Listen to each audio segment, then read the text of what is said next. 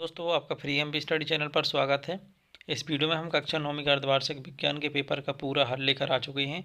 तो यहाँ पर आपके लिए जितने प्रश्न हैं इसमें ऑब्जेक्टिव टाइप और आपके जो 2 या 3 नंबर वाले क्वेश्चन हैं सभी के आपके लिए आंसर मिलने वाले हैं। तो वीडियो में अंत तक ज़रूर बने रहिए और साथ में वीडियो को लाइक कर दें, चैनल को सब्सक्राइब कर लें क्योंकि इस तरह की वीडियोज़ हमारे चैनल पर आती रहती हैं।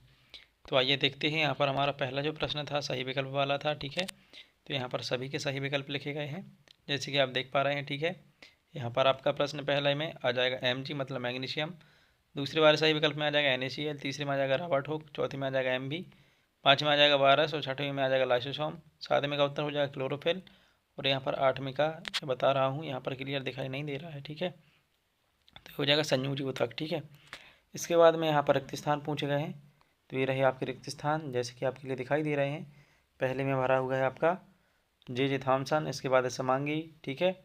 और तीसरे वाले में भरना है आपके लिए ऊतक और चौथे में भरना है लिगामेंट और पाँचवें भरना है न्यूटन और छठवें वाले खालिस्तान में भरना है हाइड्रोफोबिया। इसके बाद में सातवें वाले में भरना है तत्व, आठवें में भरना है बढ़ जाती है। तो इस प्रकार से देखिए ये यहाँ पर आपके सही विकल्प खालिस्तान थे। आगे देखते हैं आपकी सही जोड़ियाँ दी गई हैं। तो ये यहाँ पर आपकी देखिए सही जोड़ियाँ दिखाई दे रही होंगी आपके लिए, जैसे कि यहाँ पर देखिए पहले वाले की मिलाई गई है हाइड्रोजन गैस की H2 से, दूसरी जो भार गैस की मात्रक होता है वो होता है न्यूटन, ठीक है। और तीसरा जो है कार्य करने की दर कहलाती है शक्ति। इसके बाद में चौथा है कैनाल किरणें रदरफोर्ड, ठीक है। और क्लोरीन समस्थानिक ये हो जाएगा 17Cl37 और जो छठवीं वाली सही जोड़ी है परमाणु नाभिक हो जाएगी ई गोल्डस्टीन से, सातवीं का हो जाएगा गुरुत्व वितरण जिसकी हो जाएगी Gm/r² और पाँचवा लास्ट में जो है जो उसकी सही जोड़ी हो जाएगी 5 जगत परिकरण की विटेकर से, ठीक है। तो इस प्रकार से यहाँ पर ये सभी की सही जोड़ियाँ थी। आगे देखते हैं प्रश्न क्रमांक 4 था, इसमें आपके एक वाक्य में उत्तर पूछे गए थे। तो यहाँ पर आप देख पा रहे होंगे कि यहाँ पर देखिए एक वाक्य में उत्तर में पहले वाले में आ जाएगा आपका Na=11, सोडियम का परमाणु क्रमांक 11 था, ठीक है।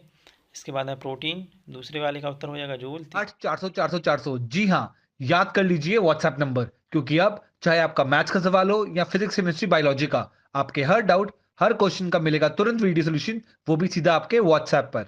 बस अपने फोन में डाउटनेट का 8 400 400 400 व्हाट्सएप नंबर सेव कर लीजिए और चैट ओपन कीजिए। फिर जो भी आपका डाउट है उस सवाल की आपको बस फोटो खींचनी है, उसे क्रॉप करना है और 5 सेकंड में आपको उसका वीडियो सोल्यूशन मिल जाएगा। क्लास 6 से 12 IIT JEE NEET CBSE boards और सभी स्टेट बोर्ड्स के बच्चों के लिए।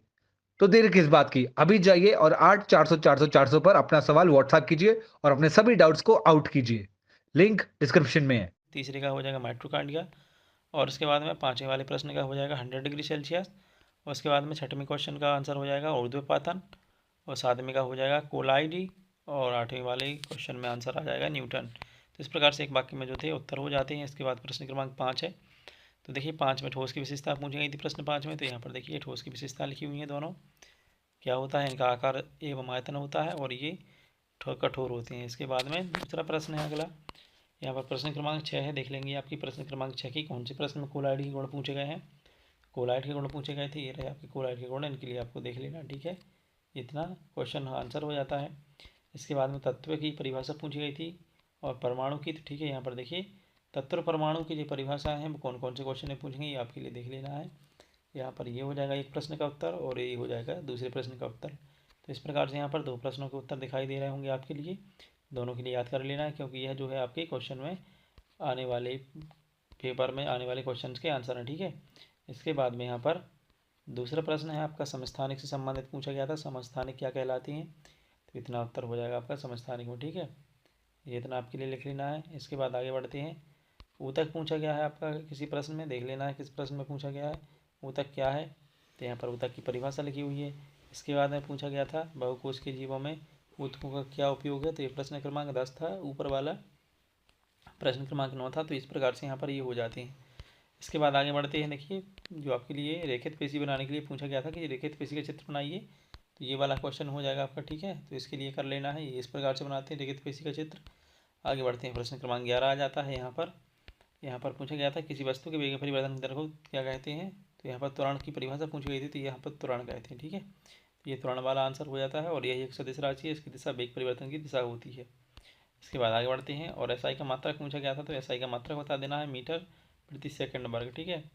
प्रश्न क्रमांक 12 है। प्रश्न क्रमांक 12 में आपके लिए पूछा गया विस्थापन किसे कहते हैं। तो यहाँ पर विस्थापन की परिभाषा लिखी हुई है। तो इतना आपके लिए आंसर में लिखना होगा, जितना कि यहाँ पर देखिए रेड लाइन के अंदर आ रहा है। इसके बाद प्रश्न क्रमांक 13 में आपके लिए द्रव्यमान और भार में अंतर पूछा गया है। तो देखिए यहाँ पर आपकी अंतर लिखी हुई है, यह पहला अंतर हो जाएगा, ये दूसरा अंतर, तीसरा और 4 अंतर लिखे हुए हैं।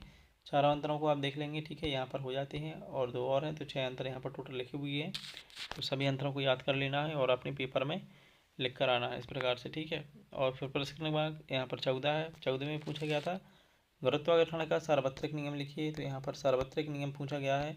तो यहाँ पर देखिए इस प्रकार से इसका फॉर्मूला लिखना है और यहाँ पर इसका सार्वत्रिक जो नियम है वो लिखना होता है।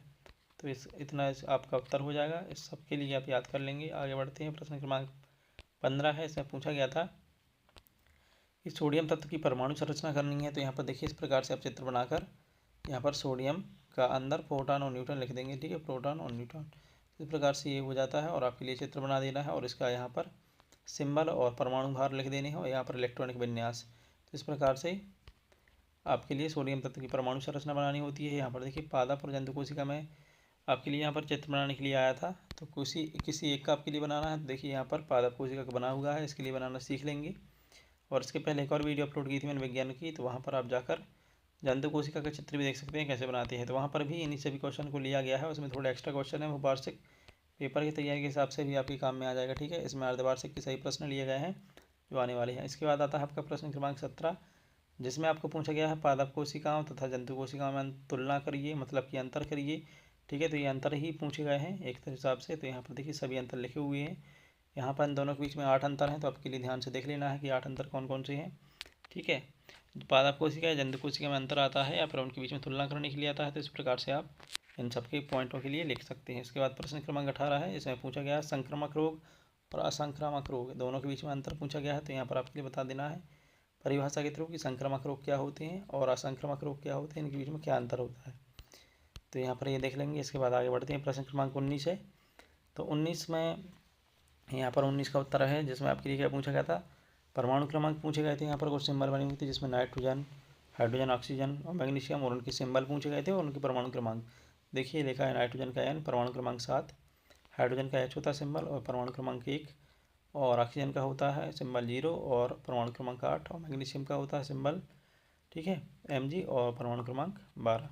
तो यहाँ पर ये हो जाएंगे इस प्रकार से। प्रश्न क्रमांक ये 19 हो गया। 20वां प्रश्न में पूछा गया था मिश्रण और यौगिक में अंतर लिखिए। देखिए यहाँ पर यौगिक और मिश्रण में अंतर पूछे गए हैं, तो ये रहेंगे आपके यहाँ पर, और साथ में इसका अंतर जो है पूरा समझाया गया है एक वीडियो के माध्यम से।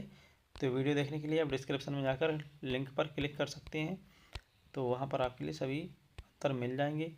देखिए इसके बाद में आपका प्रश्न 21 था, जिसमें पूछा गया था पक्षी वर्ग की विशेषताएँ लिखिए। तो यहाँ पर देखिए पक्षी वर्ग जो होता है उसकी विशेषताएँ लिखी हुई हैं, पूरी 6 विशेषताएँ लिखी हैं। सभी के लिए देख लेना है, अच्छे से याद कर लेना है, फिर अपने पेपर में इनके लिए लिख सकते हैं। इसके बाद प्रश्न क्रमांक 22वां दिया है। 22वें प्रश्न में एक क्वेश्चन था, ठीक है, कि वो तेज गति से आ रही हुई गेंद को पकड़ते समय हाथ पीछे की ओर कर लेते हैं, तो क्यों कर लेते हैं, इसका रीज़न बताना था। देखिए यहाँ पर इसका जो है आंसर लिखा हुआ है कि इसके पीछे क्या रीज़न होता है। तो इतना पूरा आपके लिए लिखना पड़ेगा इसके उत्तर में। तो यहाँ पर ये प्रश्न क्रमांक 22 का उत्तर हो जाता है। देखिए हम सभी उत्तर देख चुके हैं। अगर आप इस वीडियो की PDF को डाउनलोड करना चाहते हैं ना, तो आपके लिए टेलीग्राम चैनल को ज्वाइन करना पड़ेगा। वहाँ पर आपके लिए टेलीग्राम पर ये PDF मिल जाएगी, ठीक है। तो चैनल को ज्वाइन करने के लिए आपके लिए डिस्क्रिप्शन में दी गई लिंक पर क्लिक करना पड़ेगा और आप टेलीग्राम चैनल को ज्वाइन कर लेंगे। तो इस प्रकार से आपके लिए पूरा सॉल्यूशन दिया गया है। वीडियो पसंद आती है लाइक कर दें, साथ में दोस्तों में शेयर भी कर दें और चैनल को सब्सक्राइब कर लें। और वीडियो के अंत तक देखने के लिए थैंक यू।